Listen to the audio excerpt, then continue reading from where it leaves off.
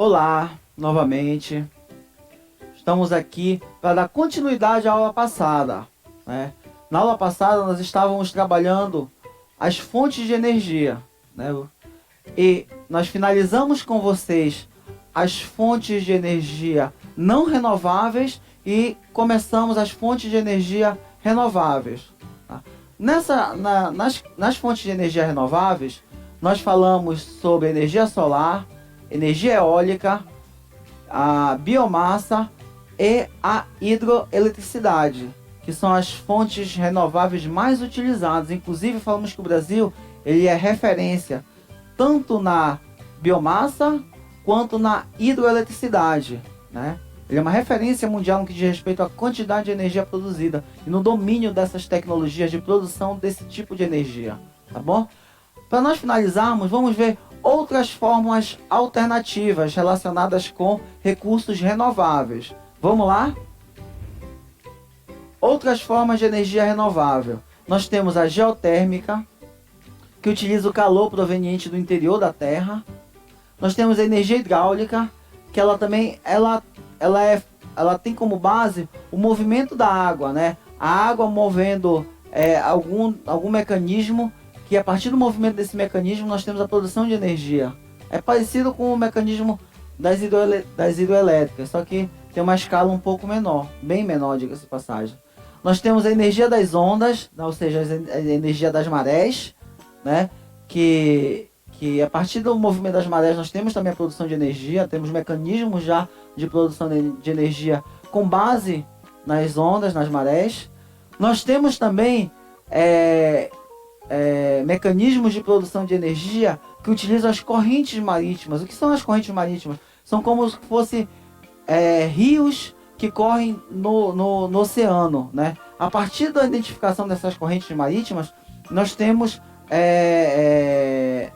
mecanismos que podem produzir energia, que já produzem energia a partir do movimento das correntes marítimas, tá bom? E nós temos também a geração de eletricidade a partir, como eu falei para vocês, das marés, né? Que é a energia maremotriz, tá? Vamos ver o exemplo aqui dessas usinas de produção de energia geotérmica. Nós temos aqui as usinas de produção de energia com base nas ondas e nas marés. Nós temos aqui um exemplo, né, ilustrado de uma usina de produção de energia com base nas correntes marítimas, tá bom? Você percebe a escala muito grande. A gente tem uma produção de energia com base no movimento da água, né? A gente verifica aí próximo à casa um moinho, né? E aí, gente, vamos falar um pouquinho da energia no Brasil, né? O Brasil, ele tem uma grande disponibilidade de fontes de energia, principalmente fontes de energia não renováveis, né? Com a questão do petróleo, a gente também tem reservas de carvão mineral, de gás natural, tá? E o Brasil também tem um certo domínio na questão da produção nuclear, de energia nuclear. E a gente também tem, como a gente percebeu, né, no decorrer das nossas aulas, da nossa explicação, né, uma boa possibilidade para a instalação de fontes de energia renováveis, né, principalmente a hidrelétrica e a eólica. E também, por que não, a energia solar, né? Nós vivemos numa região tropical, onde nós temos disponibilidade solar em boa parte do ano. Perceberam, né, como a energia ela é de fundamental importância para o nosso cotidiano, né? E quanto ela é importante também para a relação entre países, e o quanto ela é importante também para a produção do espaço geográfico, né? Ora, se o espaço geográfico ele é produzido pela ação do homem, então vocês perceberam a importância que a energia tem para a gente entender a transformação desse espaço. Ora, a gente vai entender como é que esse espaço vai ser modificado também pelo tipo de energia que o ser humano está utilizando, né? Percebam como a relação homem-natureza ela está permeada por essas variáveis, e a fonte de energia ela é uma variável muito importante, tá? Então a gente finaliza aqui a nossa discussão, né, no que diz respeito às fontes de energia. Vocês perceberam que nós temos dois tipos básicos de energia, né? Que é energia renovável, energia não renovável. E agora a gente vai para um outro tópico, tá? Que é a globalização. Vamos falar da globalização econômica, tá? E vamos falar da globalização cultural. Vamos aqui para nossa apresentação. Esse tópico, ele é um tópico do 8º e 9º ano. E também é da educação de jovens e adultos, tá? Globalização econômica, cultural e fluxos econômicos. As habilidades da BNCC que nós vamos trabalhar com vocês é analisar a atuação das corporações internacionais e das organizações econômicas mundiais na vida da população em relação ao consumo, à cultura e à mobilidade. Tá? Analisar fatos e situações para compreender a integração mundial, econômica, política e cultural, comparando as diferentes interpretações, globalização e mundialização. Bom, gente, olha aqui. Vamos falar novamente de globalização. Já falamos há umas 2 aulas atrás, né? Sobre globalização, sobre comércio. Falamos sobre a OMC, a Organização Mundial do Comércio. Então percebam que é um assunto que não se esgota, né? Por que não se esgota? Porque ele engloba diversas variáveis, diversos fatores, diversos atores. Porque a globalização foi um processo que foi se constituindo ao longo de várias décadas, de vários séculos, e é um processo que continua ocorrendo, continua se reconstruindo, continua se reformulando, ou seja, precisa de várias análises para que a gente possa entender como é que a gente se situa dentro desse processo, porque nós estamos vivendo a globalização, tá bom? Vamos para a conceitualização aqui. Globalização refere-se ao fenômeno de integração social, política, econômica e cultural, decorrente da intensificação dos fluxos internacionais de mercadorias, pessoas e capitais financeiros e da aceleração da difusão de informações. Olha, gente, perceba o que é que a gente fala aqui. Grande intensificação de fluxos de mercadorias, pessoas, capitais e informação. Não existe globalização se não existir fluxo, tá bom? E para que esse fluxo ocorra, nós temos que ter uma revolução tecnológica, ou seja, a tecnologia ela tem que fazer parte desse processo, porque se não houver uma revolução tecnológica, não existe globalização, porque como é que a gente vai ter as redes construindo esse processo? As redes, elas são o caminho por onde esses fluxos de mercadorias, capitais e informações caminham, tá bom? Bom, com a globalização, as novas tecnologias transformaram as relações entre pessoas, o desenvolvimento do conhecimento e a produção de mercadorias, né? Percebam como essa tecnologia ela muda como as pessoas se relacionam, muda o tipo de produção, muda a forma e o desenvolvimento do conhecimento, né? Do mesmo modo, a automação industrial, a robótica, a biotecnologia, a informática e a nanotecnologia transformam as atividades econômicas. Ora, se eu transformo a tecnologia, a economia que vai funcionar com base nessa tecnologia também vai ser transformada. E aí, gente, o grande impulso dessa revolução tecnológica está na Guerra Fria. Porque tanto Estados Unidos quanto União Soviética, a gente está falando ali da década de 70, 80, deram um grande impulso tecnológico por conta dessa corrida ideológica que existiu nesse período, fez com que esses países promovessem essa revolução tecnológica, né? Vou dar um destaque aí para os Estados Unidos, que acabaram ganhando, né, essa corrida armamentista e, por conseguinte, essa corrida tecnológica. Bom, a tecnologia ela é um diferencial, né? Ela acabou se tornando um diferencial nesse mundo capitalista, né? Ora, ela acabou se tornando um elemento decisivo nas economias. Por quê? Os países que têm uma tecnologia mais desenvolvida acabaram sendo países que se tornaram atores hegemônicos na economia mundial. Porque a tecnologia ela acabou se tornando um elemento decisivo, um elemento que agrega valor à produção econômica, né? Os investimentos em pesquisas, com investimento em pesquisa, empresas e países produziam tecnologia de ponta, o que lhe garantiu supremacia do conhecimento e do fazer tecnológico. Essa supremacia do conhecimento se traduziu numa supremacia econômica. Tá? E aí nós temos que o mercado, né, a partir dessas trocas comerciais que se tornaram trocas comerciais internacionais, acabaram tornando esse mercado um mercado global, né? Ora, para que esse mercado se tornasse um mercado global, nós tínhamos que ter uma liberação desse comércio, ou seja, uma derrubada das barreiras alfandegárias, das barreiras comerciais. E aí nós temos a OMC, que foi o assunto tratado na nossa aula passada, sendo um ator de primordial importância nesse cenário econômico mundial, sendo um ator que vai promover a integração desse comércio, que vai culminar com a instauração de um mercado global. E aí a OMC vai ser um ator que vai intermediar as relações e as disputas comerciais entre os países nesse mercado global. As trocas comerciais, elas vão se concentrar, lógico, que principalmente entre os países que possuem uma produção maior. Olha, se tem uma produção maior, vamos precisar comercializar mais, né? Então eles vão ser os principais atores desse comércio global, tá? E aí a gente tem Canadá, Estados Unidos, União Europeia e Japão. A China, né, a partir do início do século XXI, ela vai se tornar um ator de uma importância muito grande no cenário mundial, né? Principalmente pelo seu grande desenvolvimento tecnológico. Olha a tecnologia sendo um fator importante.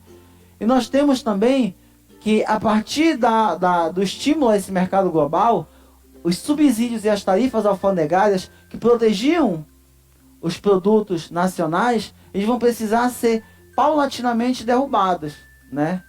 Por quê? Eles acabam dificultando esse mercado global, porque os produtos importados acabam se tornando mais caros ao entrar nos países, ao entrar nos mercados consumidores, né? E aí a competição dentro desses grandes mercados consumidores acaba sendo uma competição desleal a esses produtos importados. Então o que a gente tem?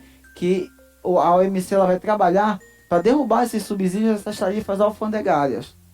Bom, gente, um grande ator que vai surgir nesse cenário global são as grandes corporações, né? Que são as multinacionais, as transnacionais. E aí, gente, elas vão... Qual é uma das principais características? Olha, se nós temos um mercado global, essas grandes corporações, elas vão precisar ter uma atuação... elas vão ter que ter a capacidade de atuar nesse mercado global.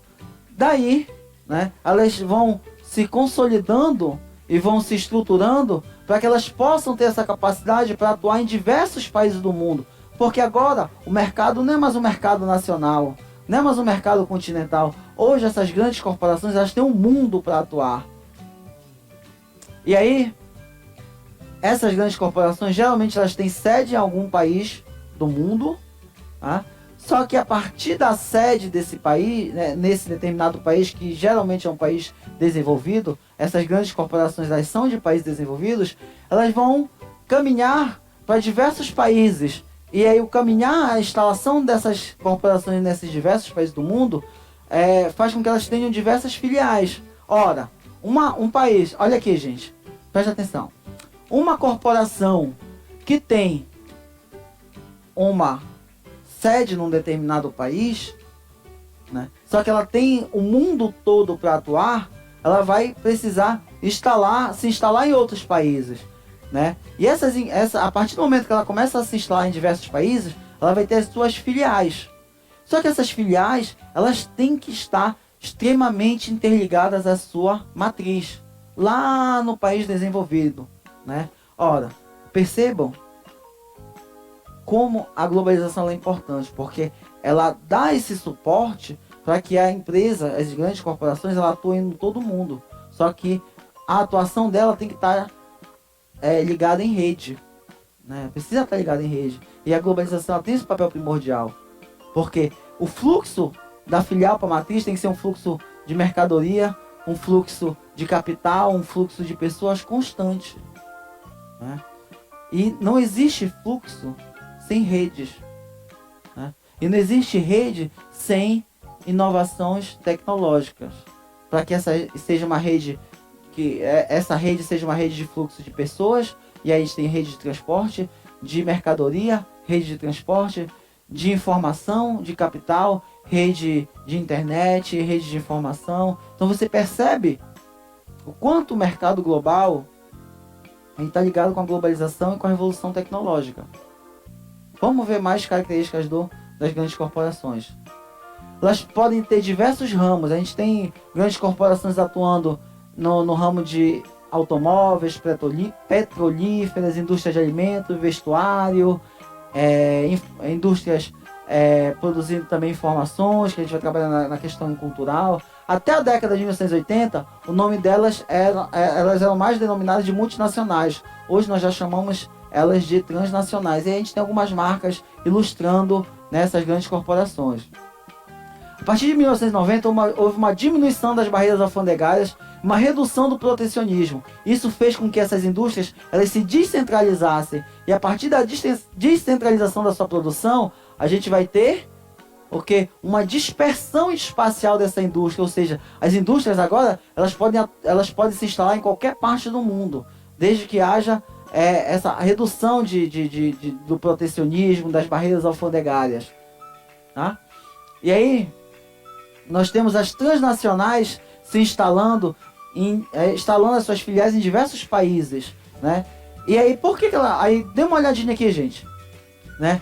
Onde é que elas vão se instalar? Onde tem mais vantagens para elas. Vantagens de mão de obra, vantagens no que diz respeito à legislação trabalhista mais flexíveis, onde tem reservas de recursos naturais, né? Onde tem fontes de energia que podem ser utilizadas de forma fácil, entendeu? Onde tem vantagens, ela vai se instalar. Deu para entender isso aí? Isso só pode ocorrer por conta da globalização, né? Dessa nova forma dos países se relacionarem, entendeu? Um exemplo bem marcante foi há pouco tempo atrás, há 3 anos atrás, nós tivemos uma nova legislação trabalhista mais flexível aqui no Brasil aprovada. Ora, isso permitiu que diversas empresas viessem para cá. Por quê? Porque as relações trabalhistas elas foram flexibilizadas de modo que o trabalhador ele se tornasse uma mão de obra mais atraente para essas indústrias. Lembrando que quando fala de capitalismo, quando a gente está falando de capitalismo, a gente está falando de exploração. Ou seja, se ela é mais atraente é porque ela pode ser mais explorada, né? Perceba essa relação aí. Vamos continuar aqui, né? O trabalho no mundo global. A mão de obra, o trabalho no mundo global, ele tem que ser um trabalho mais qualificado, mais especializado. Por quê? Porque as ferramentas de trabalho hoje, elas são ferramentas que requerem maior tecnologia. Então o trabalhador tem que adquirir mais conhecimento profissional. Percebam, olha aqui, gente. Percebam como as relações de trabalho elas também se modificam. As relações entre trabalhador e o patrão, o trabalhador e a sua máquina, a sua ferramenta, ela é diferenciada hoje. Por quê? Porque a tecnologia, o meio que nós vivemos é um meio técnico, científico e informacional. É um meio que carrega mais informação, carrega mais tecnologia, né? É uma divisão cada vez mais especializada, né? Que vai requerer do trabalhador um conhecimento maior. Tá bom? Bora pra cá, gente. E aqui, levando em consideração que a globalização ela vem ocorrendo em todo o mundo, né? E ela vem caminhando com o capitalismo, ela acaba proporcionando uma maior exclusão social. Por quê? O aumento da circulação e do consumo de mercadorias, né? Ele não chega de forma homogênea a todo mundo. Apesar de ligar o mundo todo, mas nem todo mundo está acompanhando os avanços da ciência e os avanços da tecnologia. Tá? Grande parte da população não tem acesso à saúde e à educação e à dignidade de moradia. Né? Por quê? Porque também a saúde e a educação ela faz parte desse processo de globalização, né? Ela faz parte dessa transformação tecnológica. Né? Os movimentos de inclusão, né? Eles acabam se relacionando com o aspecto cultural, né? por conta da gente estar, e é um tópico que a gente vai trabalhar melhor com vocês daqui a pouquinho, a globalização ela acaba envolvendo a cultura, os elementos culturais. Isso é bom. É bom porque a gente tem um maior conhecimento com outros aspectos culturais que, se não existisse a globalização, nós não teríamos esse contato. Tá bom? E esses problemas têm relação direta com o aumento da desigualdade. Problemas de saúde, de educação, eles acabam se tornando um problema marcante desse processo de globalização, porque eles estão englobados dentro desse processo de exclusão e desigualdade. Tá bom? Bom, gente, e aí a gente vai para, como eu falei para vocês, a globalização cultural, né? Tem uma imagem bem marcante dessa globalização cultural, que é essa imagem onde todos os povos estão ligados e estão se respeitando de forma harmoniosa, de forma respeitosa, né? É o que a gente imagina quando a gente fala em globalização cultural. Mas a globalização cultural, ela não vem acompanhada só desses aspectos positivos. Ora, a globalização cultural, ela intensifica as trocas culturais, ou seja, ela faz com que os povos de diversas partes do mundo tenham contato com outros povos, e aí existem as trocas, né, de elementos culturais, tá? Só que, foi o que eu falei para vocês, nós temos países que são mais desenvolvidos e países menos desenvolvidos. Países mais desenvolvidos e países menos desenvolvidos. Ora, os países que são mais desenvolvidos, eles acabam tendo um predomínio dos seus valores culturais sobre os países menos desenvolvidos, né? E aí faz com que esse avanço tecnológico, essa globalização cultural, ela seja uma globalização dos centros econômicos dominantes para com os centros econômicos dominados, né?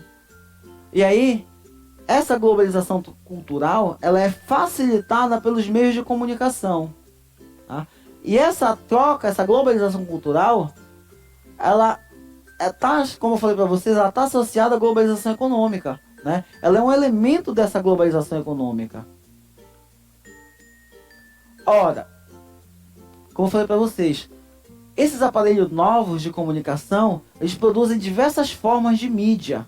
O que é a mídia? São os elementos de comunicação que levam esses elementos culturais para diversas partes do mundo, tá? E essa mídia, ela utiliza esses meios de comunicação, né, informando e permitindo as trocas de ideias, as trocas de informação. Tá? A maior parte das mídias, ela é de propriedade das empresas e é financiada pela publicidade, constituindo o que a gente chama de indústria cultural. Tá? Ora, essa indústria cultural vai produzir informação com base nos interesses das empresas. Dá uma olhadinha aqui, gente. Presta atenção. Olha como é essa lógica. Lembra que eu falei para vocês? A indústria cultural, ela produz uma mídia. O que é a mídia? É um material com informação, com conteúdo audiovisual, enfim, né? Essa mídia, ela é divulgada nos meios de comunicação modernos. Então aí você percebe a tecnologia ligada com a mídia, né? Ora, só que a tecnologia, ela é dos países que detêm a tecnologia de ponta, que são mais desenvolvidos economicamente. Então eles vão produzir a tecnologia e vão produzir os elementos que vão ser utilizados por essa tecnologia. Ora, vocês acham que qual vai ser o tipo de produção cultural que vai existir nesses elementos, nessa mídia? Qual vai ser o tipo? Vai ser os elementos culturais, os elementos audiovisuais, as informações que vão estar atreladas aos interesses dos países desenvolvidos economicamente. Ora, perceba como a mídia está atrelada aos interesses econômicos. Não é verdade? Só que, detalhe, o alcance tecnológico dessa mídia é um alcance global. É um alcance mundial.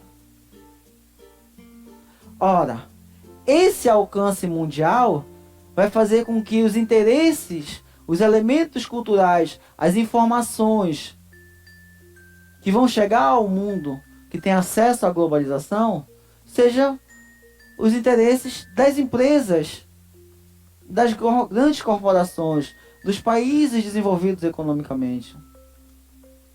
Percebam como a globalização cultural está atrelada à globalização econômica, né? Como a cultura virou elemento dessa economia global, dessa economia mundial. E a gente precisa entender que esse é um processo que envolve diversos atores, diversos interesses. Vamos só pensar um exemplo aqui. A dificuldade que um produtor local tem para levar a sua música, a sua informação, né, a sua cultura para um alcance que não digo nem global, mas um alcance mais regional, né? É uma dificuldade muito grande. Por mais que diga que eu tenho acesso às redes sociais, mas a dificuldade ela é muito grande, né? Ora, agora, quando uma grande marca, uma grande empresa, ela lança uma moda, se espalha rapidinho, né? É de uma circulação, de uma circulação com uma velocidade muito rápida. Pega rápido. Por quê? É trabalhado de forma que se torne uma cultura que a gente chama cultura de massa. Porque essas empresas, né, esses atores, essas grandes corporações, os países desenvolvidos economicamente, eles têm essa capacidade, esse alcance de ter essa globalização ao seu serviço, né? Dispondo dessas ferramentas tecnológicas, de modo que essa tecnologia sirva para a difusão das suas ideias, dos seus elementos culturais, né? E, como eu falei para vocês, os elementos culturais eles estão atrelados a esses interesses econômicos, né? Então você percebe como a globalização ela é excludente também. Como a globalização ela é excludente tanto do ponto de vista econômico quanto do ponto de vista cultural, né? Isso faz parte da nossa realidade. É muito fácil a gente ver isso, não é verdade? Então percebam, né? Quando a gente trabalha a globalização, cada momento a gente tem um elemento diferente para falar. Ora, a gente já falou do comércio, falamos da economia, falamos dos blocos econômicos, agora estamos falando da cultura, né? E não se esgota aí, porque a globalização ela não terminou, ela está em contínuo processo de reconstrução, e a cada momento ela caminha junto com o capitalismo. Ora, o capitalismo vem se reinventando, né? E a globalização vem acompanhando essa reinvenção do capitalismo, de modo que ela sirva de base, para essa reinvenção do capitalismo. Então ela vai se reinventando também, tá? Então, a partir dessa nossa discussão, percebam no cotidiano de vocês, esses elementos da globalização cultural. Percebam como elementos de uma cultura dominante, eles acabam circulando de forma mais rápida que elementos de uma cultura dominada. Dominada por quê? Porque a origem desses elementos culturais dominados está relacionado com grupos dominados economicamente, com países dominados economicamente. Percebam como essa é uma discussão muito ampla, onde se eu fosse continuar aqui com vocês, a gente ficaria 1, 2, 3 horas, porque a gente tem elementos para discutir isso de forma contínua, porque, como eu falei para vocês, é um processo contínuo, tá bom? A gente vai finalizar o nosso encontro de hoje. Quero deixar o meu grande abraço para vocês e espero contar com vocês no nosso próximo encontro.